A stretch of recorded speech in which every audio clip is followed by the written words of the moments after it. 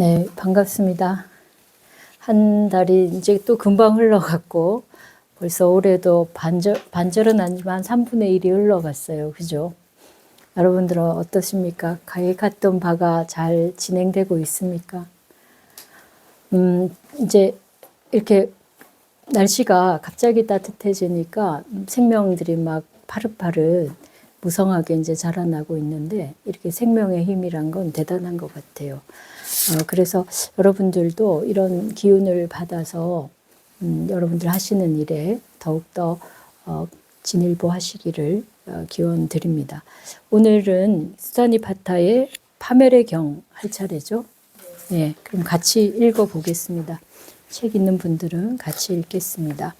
제1장 6 파멸의 경. 이와 같이 나는 들었다. 어느 때 부처님은 사와띠의 제타숲의 아나프타 판디카 승원에 계셨다.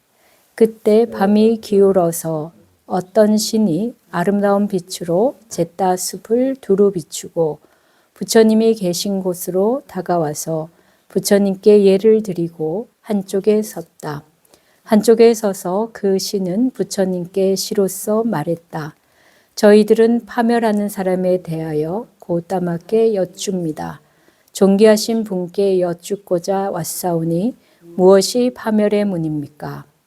번영하는 자도 알아보기 쉽고 파멸하는 자도 알아보기 쉽다. 가르침을 사랑하는 자는 번영하고 가르침을 싫어하는 자는 파멸한다. 잘 알겠습니다. 그것이 첫 번째 파멸입니다.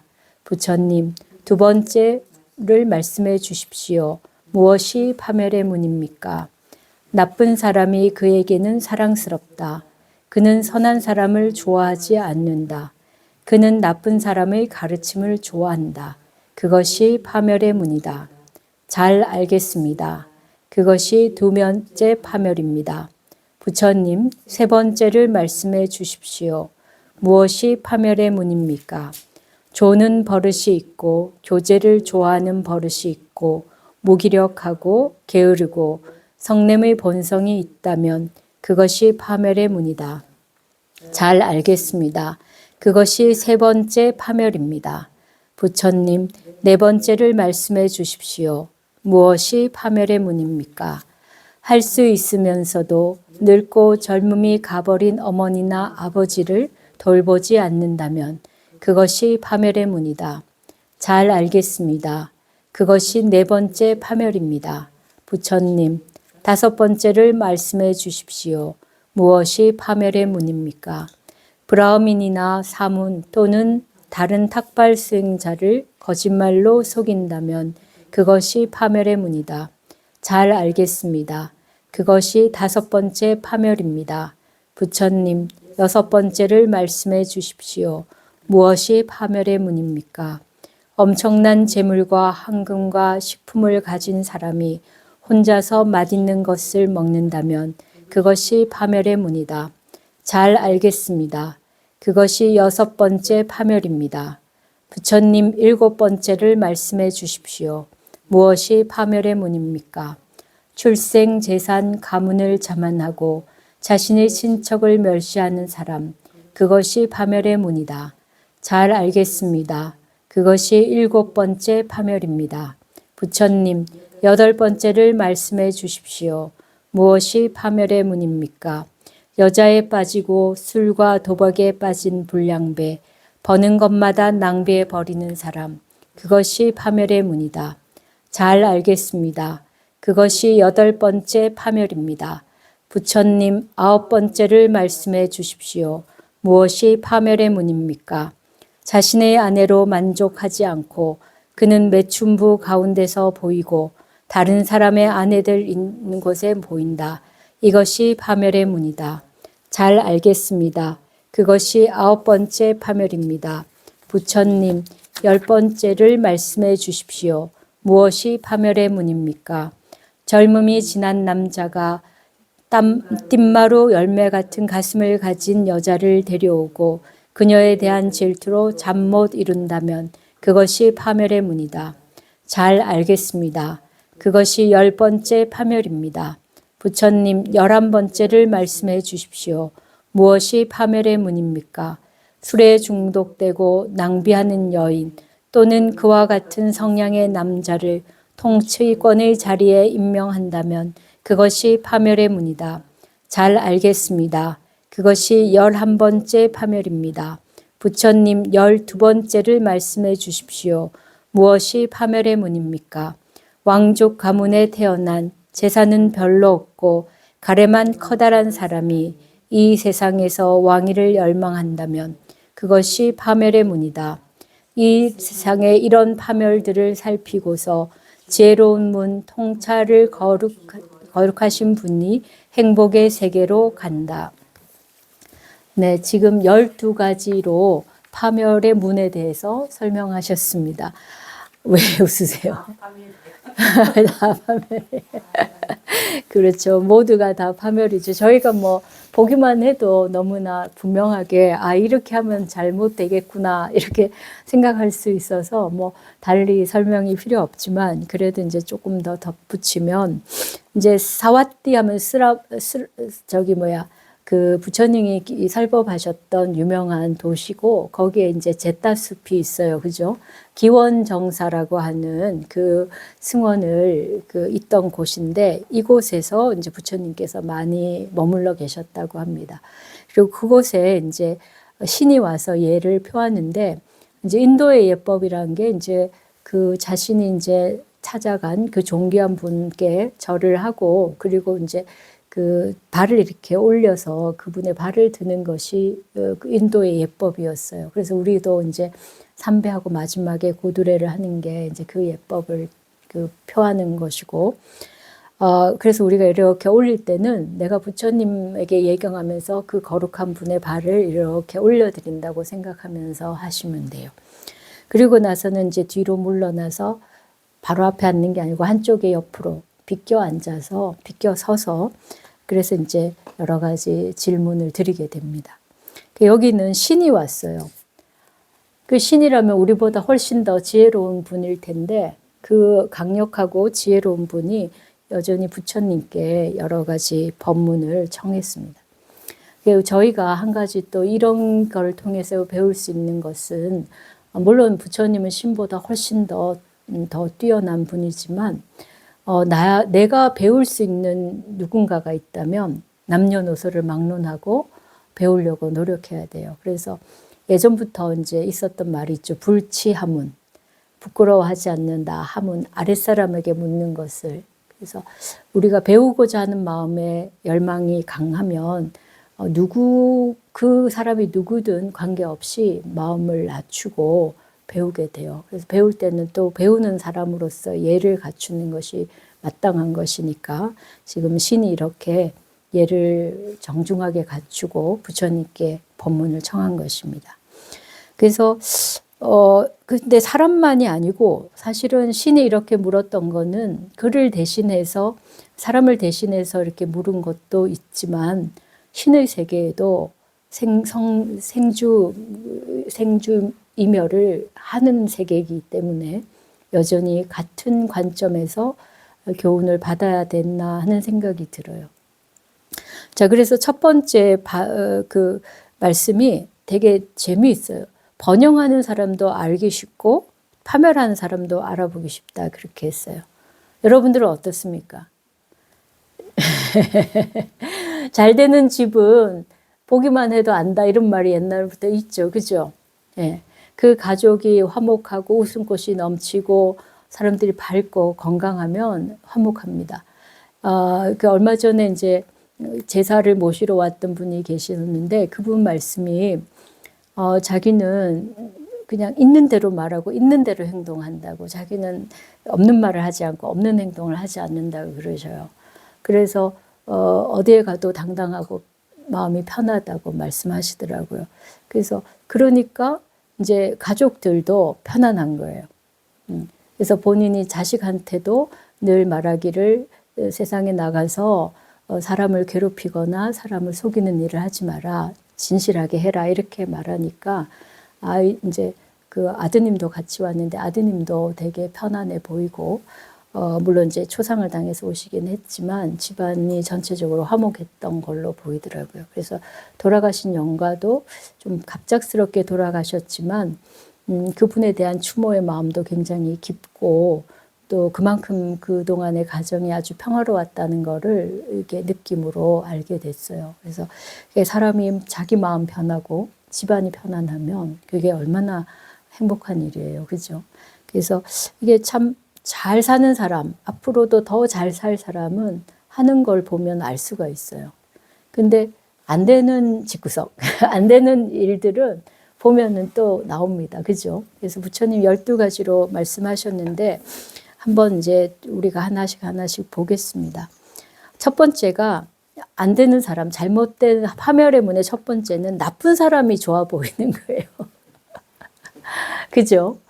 최근에 이제 뭐 여러 가지 사이비 교주들이 우리나라에 정치적으로 또 영향을 미치고 사람들도 현혹하고 그런 일들이 많았어요. 뭐 코로나 때 신천지 비롯해서 뭐 상당히 많은 그런 곳이 문제가 됐는데 이제 얼마 전에도 그런 이야기를 했었어요.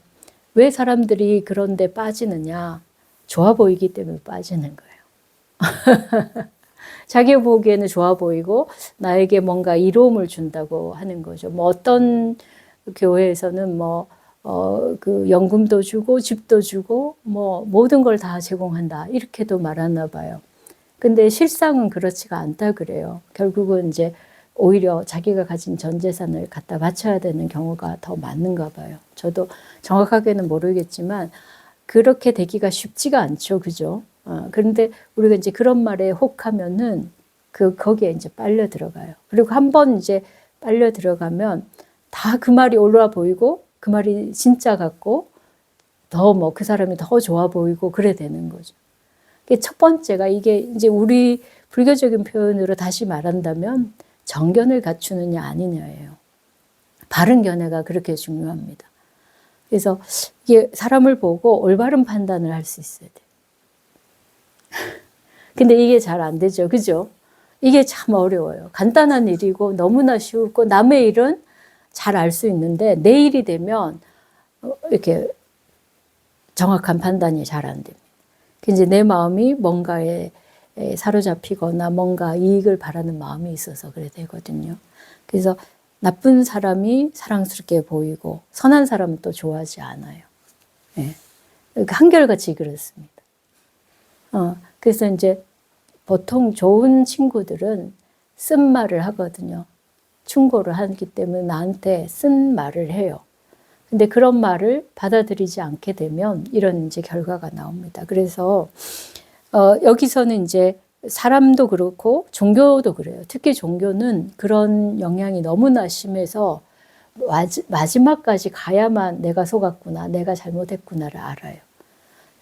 그래서 공부의 길에서 정법을 만나는 거는 정말 큰 일이고 아주 중요해요. 그래서 우리가 스님들도 늘 발언하는 게 정법을 만나게 되기를 발언합니다. 여러분들도 바른 가르침을 배워야 돼요. 정말 그거를 또 내가 바른 가르침을 찾아가야겠다는 의식을 갖고 있어야만 그렇게 됩니다. 안 그러면은 한참을 돌고 돌아서 나중에 이제 그 길을 찾게 되는데 그때는 많이 후회스럽죠. 예.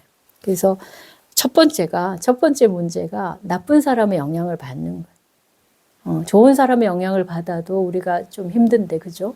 나쁜 사람의 영향을 받다 보면은 점점점 문제가 커지게 돼요. 그래서 첫 번째로 나쁜 사람의 영향을 받는 거, 그것이 파멸의 문이라고 말씀하셨고요. 두 번째는 뭡니까? 게으르고 성내고 이런 사람이에요. 노력하지 않는 사람이에요. 그래서 좋은다는 거는 열심히 안 하고 그죠? 마음을 딴 데 두고 있고 해태한 사람이거든요.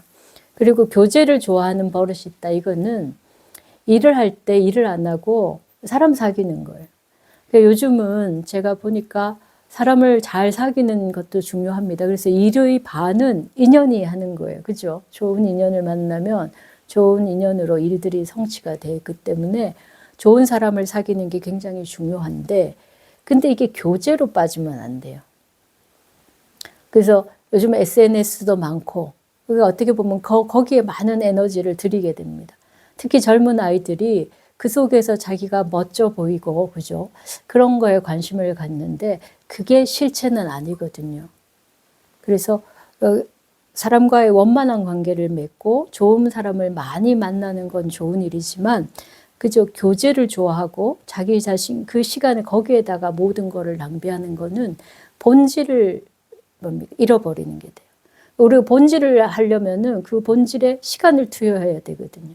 근데 그 시간을 안 쓰고 교제에다가 시간을 쓰면은 그 사람은 아무리 사람들한테 좋은 소리를 듣더라도 결국은 자기 실력이 갖추어지지 않아서 결국은 나중에 많은 사람들한테 비난을 받게 돼요. 그래서 이게 이제 교제를 즐긴다는 게 앞에 이제 그 뒤에 나오는 그런 무기력하고 게으르고 하는 거하고 연결이 됩니다. 보면은 사람들 보면은 그런데 막 휩쓸려만 다니지 정말 자기 일은 안 하는 사람들이 꽤 많아요. 그래서 우리들도 이제 그런 게 재밌을 때가 있잖아요. 그죠? 근데 내가 할 일에 충실한가? 아니면 그런 교제에 내가 좀 더 마음이 쏠려 있는가? 그런 거를 잘 보셔야 됩니다. 그 다음에는, 그리고 분노, 성냄, 이건 역시도, 스스로 성마르게 되기도 하지만, 자신의 일을 망치는 아주 지름길이죠. 그죠? 그래서 이 성내는 마음도 잘 극복해야 됩니다. 그리고 네 번째는, 늙은 부모님을 봉양하지 않는 일이에요. 그죠? 예, 이건 어떻게 보면, 사실은 우리가 이제 어린아이들은 그 자체로 사랑스럽기 때문에 우리가 마음이 가요. 근데 나이가 든다는 거는 추해지는 거잖아요. 기력도 없어지고 추해지고. 그러니까 그 자체로 사랑스럽지는 않습니다. 그래서 이게 어떤 분이 이거는 어떤 자연의 섭리와 같다 그런 말씀을 하시는데 아이들은 자기를 보호해 줄 사람이 필요하니까 사랑스럽게 태어났다는 거예요. 그래서 자연히 우리가 누구라도 아이를 보면 사랑스러워하고 아이들을 보호하고 싶어 하는 마음이 일어나는 게 그게 아이가 자기 생존을 유지하기 위한 섭리와 같다, 본능과 같다, 이제 그런 말씀을 하셨는데, 근데 나이가 드는 거는 그렇지 못한 거예요. 그러니까 귀찮고 뭐 여러 가지로 번거로운 일이 되는 거죠. 그리고 또 나이 드신 분이 가만히 있지도 않잖아요. 그래서 본인으로서는 삶의 경험을 말씀하시지만 우리들이 보기에는 안 맞는 것도 있고 또 잘하고 있는데 괜히 이제 간섭하는 경우도 있고 이런 게 있는데 그렇다 하더라도 결국은 우리도 나이 들고 그죠? 우리도 약해지고 또 볼성사납게 되기도 할 거란 말이에요. 그래서 인류의 문화를 만들어낸 가장 중요한 힘은 협업에 있습니다. 그리고 그 협업의 가장 또 중요한 거는 약자를 돌본 데 있어요. 예. 그래서 이 약자를 돌보고 그 약자가 회복할 때까지 다른 공동체가 그가 할 일을 대신해 주온 것이 인류가 다른 이제 생명체들보다 훨씬 더 우수한 어떤 문화를 만들어내는 원동력이 됐어요. 그래서 그 상황을 보더라도 약자를 보호하고 연로한 사람들을 보호하는 것은 인류의 근본이고 또 인륜의 근본이기도 해요. 우리가 사람다움을 지키는 근본이기도 합니다. 그래서 나이 드신 분을 무시하고 돌보지 않고 이런 일은 굉장히 사실 손이 많이 가잖아요. 그죠? 또 연세 드시고 병이 드시면은 굉장히 어렵지만 그래도 저희들이 돌볼 수 있도록 하는 게 필요하고 요즘은 이제 그런 돌봄의 시스템이 이제 사회 시스템으로 정착했어요. 그래서 개개인이 감당하기에는 너무 힘들고 특히 이제 핵가족 된 이후로는 이게 가족들이 많지 않기 때문에 돌볼 수 있는 인원이 없잖아요. 그러면은 노인들이 방치될 수밖에 없기 때문에 이제는 이제 한 가정에서 대가족에서 이렇게 돌보던 것이 이제 사회가 돌보는 걸로 바뀌었습니다. 그래서 이런 사회의 돌봄들이 잘 이루어져서 바로 우리들의 미래가 될 그 노년의 삶이 따뜻하게 보호받는 그런 삶이 되도록 저희들도 관심을 가져야 될 것 같습니다. 그래서 이제 개개인의 경우 또 가정의 경우도 그렇지만 사회적으로 보더라도 그렇습니다. 그리고 부처님이 그 바치족 이야기를 하시면서 그 종족이 번성하는 이유 중에 하나가 장로를 존중한다, 그런 이야기가 나옵니다. 요즘은 이제 정말 젊음을 중시하고 새로운 어떤 변화를 추구하고 하다 보니까 나이 든 사람은 세상을 뒤처지는 것 같은 그런 취급을 받아요. 옛날에는 연세 드신 분이 훨씬 지혜롭다 이랬는데 지금은 워낙 그 지식의 소스가 뭐 과학이라든지 여러 가지 인문학이라든지 이런 데서 나오다 보니까 경험에서 오는 지혜를 좀 무시하는 경향이 있습니다. 근데 여전히 삶에서 경험은 중요한 거고 또 뭐 경험이 많든 지혜가 많든 또는 그렇지 않든 관계없이 우리가 약자를 보호한다는 것은 인류가 번영하는 기본입니다. 그래서 장로를 존중할 줄 아는 문화가 그 사회가 말하자면 뿌리가 있는 사회가 돼요. 저희가 조금 더 첨언하면은 고대 문명 가운데 현재까지 그 문명이 이어져 오는 나라가 문명이 딱 하나 있어요. 그리스 로마 문화도 다 멸망했죠. 그 자리에서는 멸망했습니다. 그게 이제 서양 유럽에서 이어져 가긴 했지만 그리스 자체에서는 멸망했어요. 이집트 문명도 그랬죠. 그죠? 마야 문명도 그렇고 거의 모든 문명이 한때 번영하고 끝났습니다. 근데 계속해서 이어가는 문명이 하나 있어요. 그게 뭐냐면 중국입니다. 중국이 굉장히 저력이 대단한 그 문명체입니다. 근데 중국인들이 좋아하는 게 뭐냐면 역사를 좋아해요. 옛날 이야기를 좋아해요. 제가 뭐 중국 문화에서도 봤지만 제 동료 중에 중국인과 결혼한 분이 있어서 그래서 이제 그들이 하는 뭐 책이나 뭐 이야기나 이렇게 들어보면 기본적인 고전을 학교에서 다 배워요. 그게 문화혁명 이후로도 계속 그거는 있었던 거예요. 그래서 그런 거를 보면 역사를 아는 거가 얼마나 중요한가. 그래서 그들의 과거의 그 여러 가지 뭡니까 체득된 전수되고 있는 그런 어떤 지혜를 전승받는 게 굉장히 중요한 거예요. 그래서 중국 문화의 어떤 저력은 여러 가지 면에서 설명할 수 있지만 일단은 그 사람들이 과거의 현인들을 존중하는 태도가 있어요. 그래서 그거는 지금 현재만이 아니라 중국 역사를 보면 언제나 사망오지 이야기를 해요. 그 분들이 아주 태평성대를 이루어서 우리도 그처럼 살아야 된다. 그래서 늘 어떤 그 문명의 위기가 오면은 그 시절, 뭐 주문공이 있던 시절, 그 시절에 돌아가서 우리가 그 본질을 회복해야 된다라고 하는 그런 운동을 벌이거든요. 그래서 그게 우리 생각에는 미래를 향해 나아가야만 더 발전될 것 같은데 중국의 문명을 보면은 위기에 처했을 때 과거로부터 뭔가 지혜를 길어와요.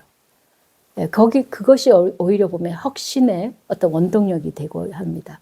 그래서 옹고지신이라는 옛말이 있듯이 이렇게 옛 역사를 존중하고 옛 선인을 존중하는 것은 굉장히 중요한 그런 뭡니까 자산이라고 할 수 있습니다. 그 다음에는 이제 5번째는 이제 그 수행자를 업신여기고 수행자를 속이는 경우죠, 그죠? 이건 뭐 제 입으로 말하기는 좀 그렇지만 어쨌든 수행을 하는 사람은 정신 세계를 닦는 사람이기 때문에 그 사람들의 그 맑은 힘이 보이지 않는 힘이에요. 저희들은 눈에 보이는 것 중심으로 이렇게 살아가지만 세상을 이루는 것에 굉장히 큰 힘이 이 맑은 정신의 힘입니다. 그래서 성철 스님께서도 스님들이 이 세상의 혼돈에 대해서 책임져야 된다 이런 이야기를 하셨어요. 옛날에 법문하실 때. 그래서 나라에 도가 없을 때 그 도가 없는 것을 물론 이제 그 위정자나 그 사회에 돌릴 수도 있지만 이 수행하는 사람이 수행을 잘못해서 그렇다 이런 말도 합니다. 정말 그 바른 정신을 계속해서 이어가고 그것들을 유지해 가는 사람이 있다면 사회가 위기에 처해도 흐트러지진 않거든요. 그래서 이제 그런 분들을 존중하지 않고 그런 분들을 속이면 이제 문제가 생긴다는 거죠. 예, 그 다음에 이제 6번째는 재물과 음식 이런 걸 가지고 혼자 독차지하는 사람이에요. 근데 이건 뭐 너무 당연해서 여러분들 당연하지만 지금 인류가 한쪽에서는 식량 위기고 한쪽에서는 식량이 남아돌고 그래요. 그래서 사람들이 식량을 많이 생산해야 된다고 보지만 사실은 식량이 잘 분배되지가 않아서 한쪽에서는 굶어 죽고 한쪽에서는 남아 넘치는 상황이 생겨요. 그래서 여러분들이 각각에 보십시오. 여러분들 냉장고 속에 얼마나 많은 음식이 있습니까? 근데 대체로 다 썩여 버리죠. 그죠? 예. 근데 아프리카 오지에서는 그 음식이 없는 거예요. 그래서 저도 최근에 이제 그 글을 읽고 나서 많은 생각을 했습니다. 정말 저희 절에서도 음식들이 남아 넘치거든요. 전략한다고 하지만 남아 넘치고 있어요. 그래서 그거를 뭐 이런저런 방식으로도 하지만 결국은 또 못 먹는 경우도 있습니다. 근데 그런 것들이 올바르게 많은 사람들에게 분배되게 한다면 좀 더 많은 사람들이 기아에서 벗어나고 배고픔에서 벗어날 거라는 생각을 했습니다. 그래서 지금 이제 새로 요사칠 지으면서 저온 창고를 이렇게 이제 장만을 했는데 보살님하고 이제 의논을 했어요. 우리가 어느 크기 그 사이즈를 어떻게 만들 것인가. 그래서 지나치게 크지 않게 하자. 필요는 있지만 많이 크면 많은 만큼 이제 쌓아두고 결국은 쌓아둔 거를 나중에는 못 먹어서 버리게 되니까 쌓아두지 말고 좀 많으면 이제 놔두자. 그래서 좀 규모를 줄였어요.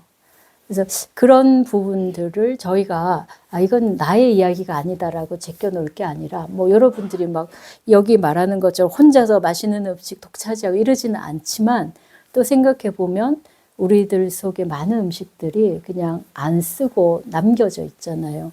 그런 거를 주변에 어려운 분들에게 또 찾아보면 또 많습니다. 그런 음식이 없어서 배고픈 분들이 많거든요.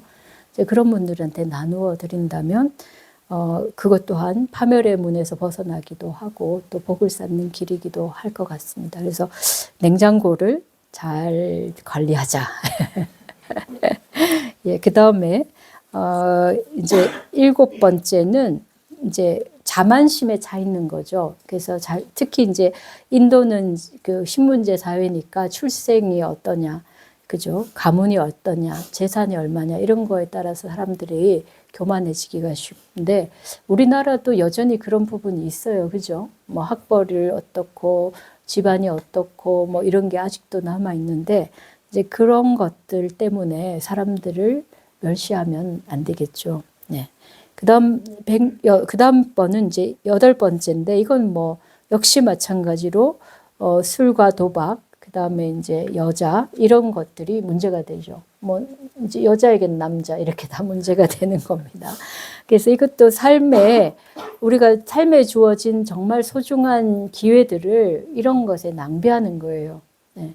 당장에는 즐거울지 모르지만 낭비하는 것입니다. 그래서 이 버는 것마다 또 낭비하는 사람도 있어요.